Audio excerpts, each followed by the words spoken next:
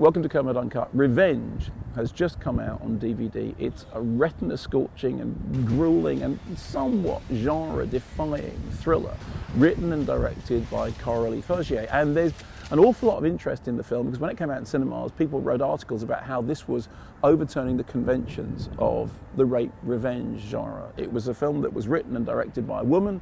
It saw the story very much from a woman's point of view. It wasn't leery in the way that perhaps male-orientated movies like that were. It was meant to be overturning all those sexist conventions. And there is some truth in that, although it is also very much an exploitation movie. But what interests me more is that there are many precedents for revenge. One of the films that it was compared to when it came out was I Spit on Your Grave. People said, it's nothing like I Spit on Your Grave, one of the most notorious video nasties with a very, very horrendous and extended rape sequence, then followed by a revenge. But not everybody thought that I Spit on Your Grave was a sexist movie. There is an essay which was published in a compendium edited by Martin Barker called The Video Nasties.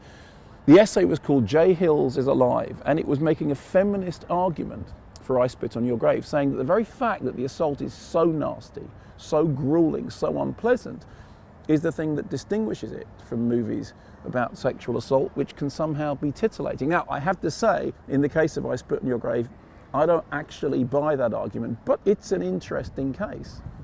Also, you look more recently at something like, for example, Peter Strickland's Cattle in Varga. That was a film which took the rape revenge narrative and subverted it in much the same way that Wes Craven took Ingmar Bergman's The Virgin Spring and did something twisted and strange to it with Last House on the Left. Also, anyone who knows anything about horror will know that the spectre of the final girl, the avenging angel, the survivor at the end of the film, that is something which is really, really deeply embedded in the horror genre. If you read Carol J. Clover's Men, Women and Chainsaws, it may well change your views about the alleged sexist cliches of the horror genre. According to Carol Clover, actually, the horror genre more traditionally sees things through the eyes of its terrorized women who then do become the real champions, the real heart of the movie. Then I was thinking of another film it reminded me of, which is Switchblade Romance. Again, a film which takes those exploitation conventions, takes the idea of a woman being terrorized by a man, but then completely turns them on their head. In fact,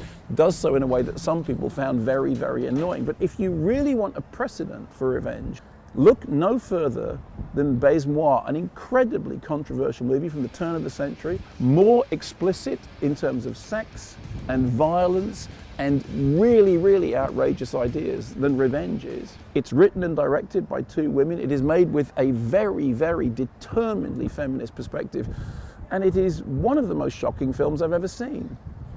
I'm not saying that Revenge isn't good or interesting. It is. My only point is, it's not year one in this stuff. People, and critics in particular, often assume that the horror genre has a history of being reprehensible and sexist and nasty, and somehow each new film is overturning that and turning it into something different and progressive. But actually, as most horror fans know, if you take a close look at horror, it very rarely turns out to be what the critics expect.